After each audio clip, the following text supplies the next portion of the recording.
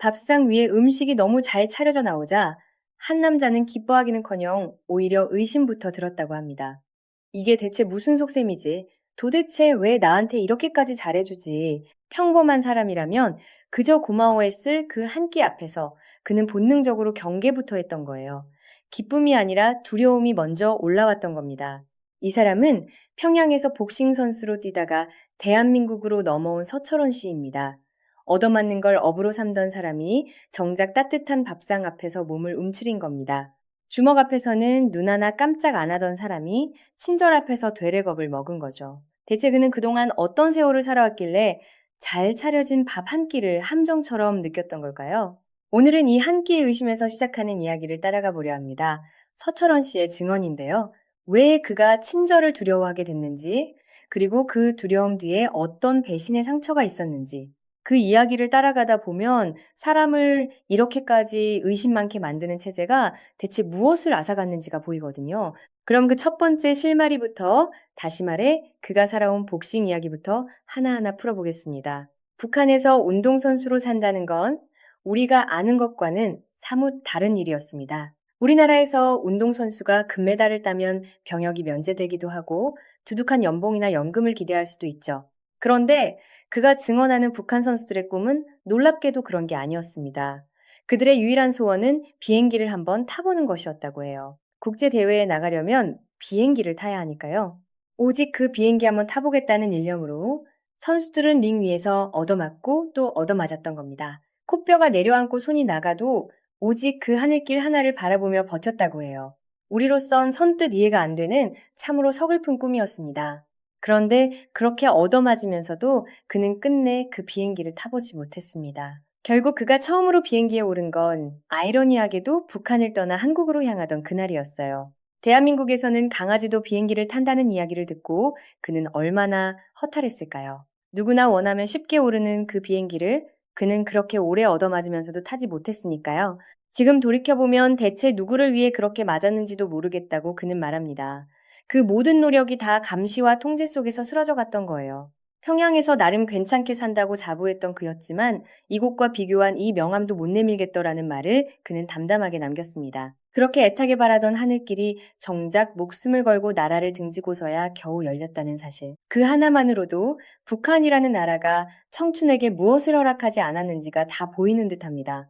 그가 복싱에서 쓰던 말들도 이 이야기에 작은 실마리를 더해줍니다. 우리는 재빈이 훅인이 하는 영어 용어를 쓰지만 북한에서는 순 우리말을 썼다고 해요. 앞으로 곧게 뻗는 직선 주먹을 그들은 고추치기라고 불렀습니다. 고추가 곧게 나가듯 앞으로 지른다는 뜻이었죠. 옆으로 치는 건 후려치기라 불렀고요. 물론 경기 중에 심판이 카운트를 셀 때만큼은 국제 규정을 따라 하나, 둘, 셋 대신 원, 투, 쓰리로 셌다고 해요. 하지만 훈련장에서 코치가 일러주는 기술 이름이나 구령만큼은 하나같이 직관적인 순 우리말이었다고 합니다. 어찌 들으면 정겹고 순박한 말들이지만 그 순박한 말 뒤편에는 비행기 한번 타보겠다고 주먹을 뻗던 청년들의 서글픈 사연이 숨어 있었던 겁니다. 우리에게 운동은 꿈을 이루는 수단이지만 그들에게 운동은 그저 이 나라를 벗어나 하늘 한번 날아보기 위한 처절한 몸부림에 가까웠던 거예요. 그런데 이 청년에게 링 위의 고통보다 더 깊은 상처를 남긴 건 따로 있었습니다. 바로 출신 성분, 그러니까 토대라는 것이었어요. 그의 큰아버지가 오래전 한국으로 넘어왔다는 이유 하나로 그의 토대에는 지울 수 없는 흠집이 새겨졌습니다. 북한에서 토대가 나쁘다는 건 아무리 실력이 뛰어나도 결정적인 순간에 늘 발목이 잡힌다는 뜻이었어요. 그리고 그 발목 잡기는 그가 상상한 것보다 훨씬 잔인한 방식으로 찾아왔습니다. 국제대회 선발전에 나가면 그는 늘 2라운드쯤 갑자기 기권을 당했다고 합니다. 코치가 수건을 던져 경기를 멈춰버리는 거예요. 처음엔 영문도 몰랐다고 해요. 죽기 살기로 싸우면 이길 수도 있는 경기였는데 왜 자꾸 자기를 중간에 포기시키는지 이해할 수가 없었던 겁니다. 나중에야 그는 그 잔인한 진실을 알게 됐습니다. 자기는 애초에 이기라고 링에 올린 선수가 아니었던 거예요. 토대가 좋아 국제대회에 내보낼 다른 선수를 위해 그 선수의 연습 상대로 자기를 세운 것이었습니다. 말하자면 그는 남 좋은 일 시켜주는 기쁨조나 다름없었던 거죠. 죽기 살기로 맞고 뛰어온 그 모든 땀이 사실은 자기 꿈이 아니라 남의 꿈을 위한 발판으로 쓰이고 있었던 겁니다. 이길 것 같으면 이기게 두는 게 아니라 오히려 이길까봐 서둘러 수건을 던져버리는 그 잔인함 앞에서 실력이라는 말은 아무 의미가 없었어요. 링 위에서 아무리 강해도 링 밖에서 정해진 토대라는 굴레는 결코 벗을 수 없었으니까요. 이 사실을 깨달았을 때 그의 마음속에서 무언가가 무너져 내렸다고 합니다. 아무리 이를 악물고 노력해도 이 나라에서는 자기 힘으로 바꿀 수 있는 게 아무것도 없다는 걸 알아버린 거예요. 노력하면 그만큼 보상받는다는 믿음, 그 당연한 믿음이 산산조각 난 겁니다. 그때부터 그는 거의 자포자기하는 심정으로 될 대로 되라는 식의 생활에 빠져들었다고 해요. 어린 마음에 새겨진 그 배신감의 상처가 너무 깊이 밝혀버렸던 겁니다. 노력이 배신당하는 경험은 한 사람의 미래를 통째로 무너뜨립니다. 아무리 발버둥 쳐도 정해진 자리에서 한 발짝도 못 나간다는 걸 알아버리면 사람은 더 이상 꿈을 꾸지 않게 되니까요. 태어날 때 정해진 토대 하나가 한 청년의 재능과 성실함을 이렇게 통째로 짓밟고 있었던 거예요. 개인의 노력으로는 결코 넘을 수 없는 벽. 그 벽 앞에서 그의 청춘은 서서히 시들어갔던 겁니다. 바로 그 무렵 먼저 한국으로 넘어간 친구에게서 연락이 왔습니다. 어떻게 연이다 통화를 하게 됐는데 친구가 대뜸 이렇게 말했다고 해요. 여기는 천국이다. 어서 오라고요. 그 한마디가 이미 마음이 떠나 있던 그를 흔들었습니다. 게다가 그 전부터 선배들에게 들어온 이야기도 있었거든요.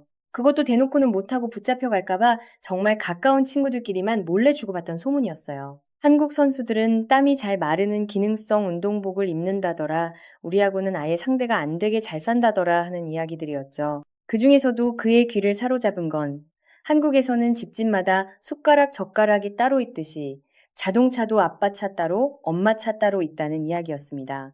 이 자동차 이야기에는 그가 잊지 못하는 한 장면이 얽혀 있습니다. 북한에서 몰래 보던 한국 드라마의 한 대목이었어요. 약속 시간에 늦게 나타난 주인공에게 친구가 왜 이렇게 늦었냐고 묻자 주인공이 이렇게 답하는 겁니다. 미안해, 내 차가 고장나서 아빠 차 타고 왔어. 그 대사를 듣는 순간 그는 머리를 한 대 얻어맞은 것 같았다고 해요. 자동차가 고장 났다는 이유로 다른 차를 타고 나온다는 거. 그러니까 한 집에 차가 최소 2대는 있다는 이야기잖아요. 그 짧은 대사 한 줄이 북한에서 자란 그에게는 도무지 현실 같지 않은 소리였던 겁니다. 북한에서는 한 사람 몫으로 따로 있는 게 고작 숟가락 정도였으니까요. 그런데 차가 사람마다 따로 있다니. 아, 선배들 말이 진짜였구나. 그 충격이 이만저만이 아니었던 겁니다. 그러면서 그는 어릴 적 배운 것들이 죄다 거짓이었음을 깨닫습니다. 한국은 못 산다고, 우리보다 어렵게 산다고 그렇게 배웠는데 알고 보니 그게 전부 새빨간 거짓말이었던 거예요. 그는 이렇게 말합니다. 대체 얼마나 사람들을 세뇌시켰으면 이 정도로 발전한 것도 모르고 사는 사람이 그렇게 많겠느냐고요. 지금도 그쪽에 남은 사람들을 생각하면 나이가 들수록 자꾸 눈물이 난다고 그는 털어놓았습니다. 자기가 그랬듯 그들 역시 바깥 세상이 어떤 곳인지 전혀 모른 채 우리가 제일 잘 산다는 거짓말을 진짜로 믿으며 하루하루를 버티고 있을 테니까요. 아는 만큼 화가 나고 알수록 안타까운 겁니다. 그 거짓의 벽이 얼마나 두꺼웠는지를 그는 벽 밖으로 나온 뒤에야 비로소 실감했던 거예요. 여기서 그가 전하는 이야기 하나는 유독 마음을 무겁게 합니다. 고향 사람들의 상당수가 정체를 알 수 없는 우울을 안고 살아간다는 거예요. 그건 이곳에 온 탈북민들도 마찬가지라고 합니다. 먹을 것만 해결되면 무조건 행복해질 줄 알았는데 정작 배고픔이 해결되고 나니 또 다른 우울이 밀려오더라는 거죠. 지금도 잠을 자다 꿈을 꾸면 안전원이 집으로 들이닥치는 꿈, 친구들이 눈앞에서 총살당하는 꿈을 꾼다고 해요. 크게 죄 지은 것 없이 살았는데도 그 나라 자체가 언제 터질지 모르는 시한폭탄 같은 존재였기에 그 불안이 몸에 각인되어 버린 겁니다. 이 트라우마는 아마 평생 갈 것 같다고 그는 조용히 말했습니다. 몸은 자유의 땅에 왔지만 잠든 사이 마음은 여전히 그 감시의 나라로 되돌아가는 겁니다. 배부름이 채워주지 못하는 어떤 허기가 사람들 마음속에 남아 있었던 거예요. 그건 밥으로도 돈으로도 쉽게 메워지지 않는 종류의 상처였습니다. 어쨌든 친구의 그 한마디와 자동차 이야기와 마음에 쌓인 배신감이 한데 뭉쳐 그를 움직였습니다. 그래, 나도 차 한 대 몰러 가야겠다. 그런 마음으로 그는 태국을 거쳐 마침내 한국 땅을 밟았어요. 마음만 먹으면 한 달에 한 번씩 해외로 비행기를 타고 나갈 수도 있는 곳. 현실이 꼭 그렇게 녹록지는 않더라도 적어도 자유라는 것이 존재한다는 사실만으로도 그쪽에 있을 때와 비교하면 세상을 다 가진 것 같았다고 합니다. 이제는 죽어도 여한이 없겠다 싶을 만큼요. 마음만 먹으면 어디든 갈 수 있다는 것. 누구의 허락도 없이 내 삶을 내가 정할 수 있다는 것. 그 당연한 자유가 통제 속에 살아온 사람에게는 세상 전부와 맞먹는 것이었던 거예요. 그렇게 도착한 한국에서 그를 처음 맞은 건 국가정보원이었습니다. 사실 북한 사람에게 국정원 같은 기관은 그들식으로 말하면 보위부처럼 두려운 존재로 각인돼 있어요. 그러니 조사를 받으러 들어가는 마음이 편할 리 없었죠. 그런데 그곳 사람들이 그를 대하는 태도가 그 두려움을 완전히 뒤집어 놓았습니다. 다짜고짜 반말을 하기는커녕 그를 선생님이라 부르며 정중하게 대해주는 거예요. 고생 많았다고 같은 민족이라고 따뜻하게 맞아주니 그를 비롯한 많은 사람들이 속으로 울컥했을 거라고 그는 회상합니다. 두려움을 잔뜩 안고 들어간 자리에서 뜻밖의 존중을 받았을 때 사람의 마음은 오히려 더 크게 무너지는 법이니까요. 평생 사람 취급을 제대로 받아본 적 없던 이들에게 선생님이라는 그 한마디 호칭이 얼마나 낯설고도 뭉클했을지 짐작이 갑니다. 그리고 화장실에 들어간 순간 그는 또 한 번 충격에 빠졌습니다. 가까이 다가서기만 해도 물이 저절로 내려가고 앉으면 변기 자리가 뜨뜻하게 데워지는 거예요. 손 하나 대지 않아도 알아서 척척 움직이는 그 물건 앞에서 그는 잠시 어리둥절했다고 합니다. 이게 화장실인지 침실인지 모르겠다 싶을 만큼 깨끗했다고 해요. 아무리 북한에서 잘 나가는 사람들, 심지어 자기 감독들의 집을 가봐도 이만한 화장실은 본 적이 없었던 거예요. 한 나라의 수준은 화려한 건물이 아니라 이런 화장실 하나에서 드러난다는 말이 있죠. 그 말이 무슨 뜻인지를 그는 인천공항 화장실에서 몸으로 깨달은 셈입니다.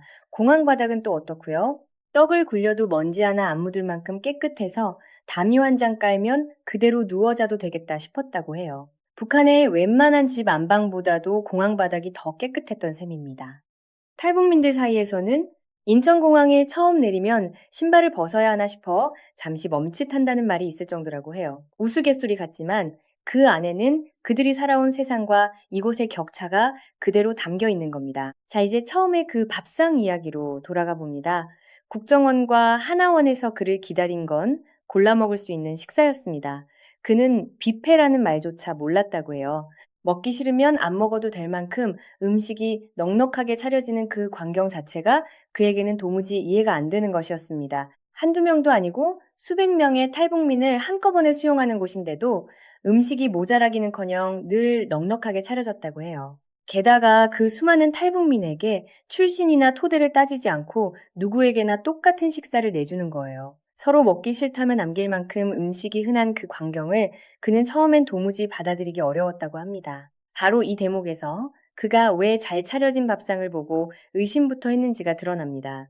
그가 살아온 세상에서는 좋은 대접에는 반드시 대가나 조건이 따랐거든요. 잘 먹이는 데는 이유가 있고 그 이유는 대개 사람을 어딘가에 써먹기 위한 것이었죠. 게다가 토대가 나쁜 그는 좋은 것 앞에서 늘 뒷전으로 밀려나던 사람이었습니다. 그러니 아무 조건 없이 차별 없이 나에게 이렇게 잘해준다는 게 오히려 수상하게 느껴진 겁니다. 세상에 공짜가 없다고 배운 사람에게 조건 없는 호의는 함정처럼 보였던 거예요. 그 의심 하나에 그가 살아온 세월이 얼마나 팍팍했는지가 고스란히 담겨 있었습니다. 좋은 것을 받으면 순수하게 기뻐하는 게 아니라 이 뒤에 무슨 대가가 따를까부터 계산하는 것. 그건 사람의 본성이 아니라 그렇게 살아야만 살아남을 수 있던 세상이 그에게 억지로 씌운 습관이었던 거죠. 그런데 시간이 지나면서 그 의심은 서서히 감동으로 바뀌어갔습니다. 밥을 차려주는 아주머니에게 엄마라고 장모님이라고 농을 걸 만큼 그는 마음을 열었어요. 한 번은 소금을 더 달라고 했는데 잘 주지 않길래 의아했는데 알고 보니 건강을 해칠까봐 일부러 짜게 못 먹게 한 것이었다고 합니다. 그렇게까지 세심하게 챙겨주는 그 마음에 그는 진심으로 고마웠다고 해요. 처음에 의심이 얼마나 부질없었는지를 그 소금 한 줌이 알려준 셈입니다. 무언가를 더 주려는 게 아니라 오히려 몸에 해로울까봐 덜 주는 그 배려. 그건 사람을 이용하려는 손길과는 정반대, 진짜로 사람을 아끼는 손길이었으니까요. 그 미세한 차이를 몸으로 느끼면서 그는 비로소 이곳이 어떤 곳인지를 마음으로 받아들이기 시작했던 겁니다. 그가 이 식사에 이토록 놀란 데는 그럴 만한 이유가 있었습니다. 평양에서 운동선수로 살았으니 그는 북한에서 나름 잘 먹는 축에 속했거든요. 지방 사람들보다는 확실히 사정이 나았죠. 게다가 친구들 덕에 간부들 집 밥상도 구경해 본 적이 있었습니다. 그런데 그런 그가 보기에도 국정원과 하나원의 식사는 차원이 다른 것이었어요. 북한 군대에서 장령, 그러니까 장군급이나 잠수함을 타는 특수한 사람들에게 준다는 특별 식단표가 있는데 그가 한국에 와서 받은 식사와 비교해 보니 차원이 다르더라는 겁니다. 그는 이렇게 표현합니다.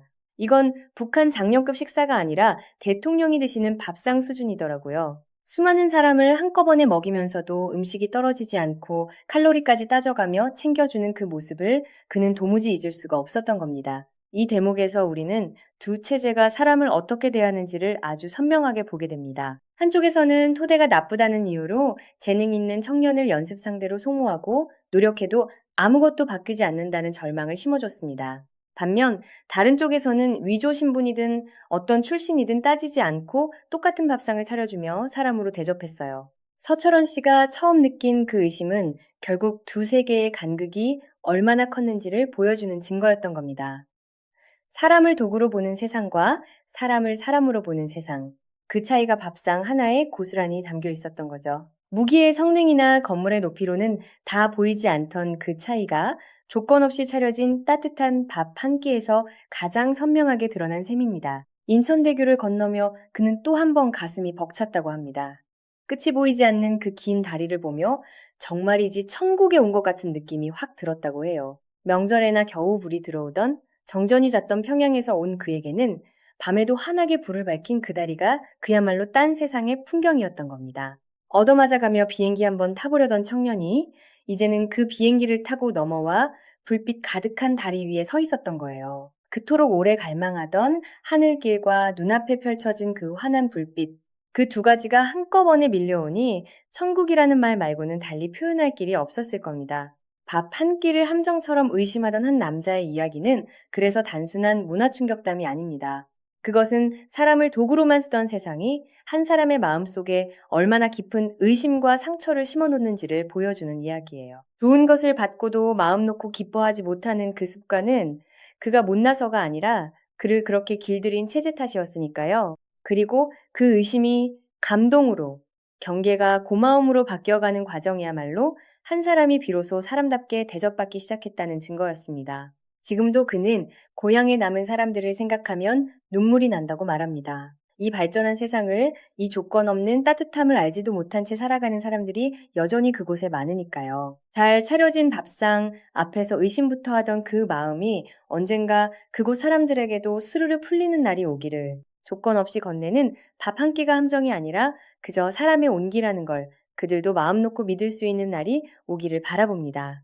얻어맞으며 하늘 한번 날아보길 꿈꾸던 청년이 마침내 자유의 땅에 닿았듯 그곳에 남은 이들에게도 언젠가 그 하늘길이 열리기를요. 이런 탈북민들의 진짜 이야기를 저와 함께 계속 따라가 보고 싶으시면 구독 눌러주세요. 겉으로 드러난 충격 뒤에 감춰진 한 사람 한 사람의 삶의 무게를 계속 전해드리겠습니다. 다음 이야기를 놓치지 않으시려면 알림 설정까지 함께 해주시고 이 영상이 마음에 닿으셨다면 좋아요로 힘을 보태주세요.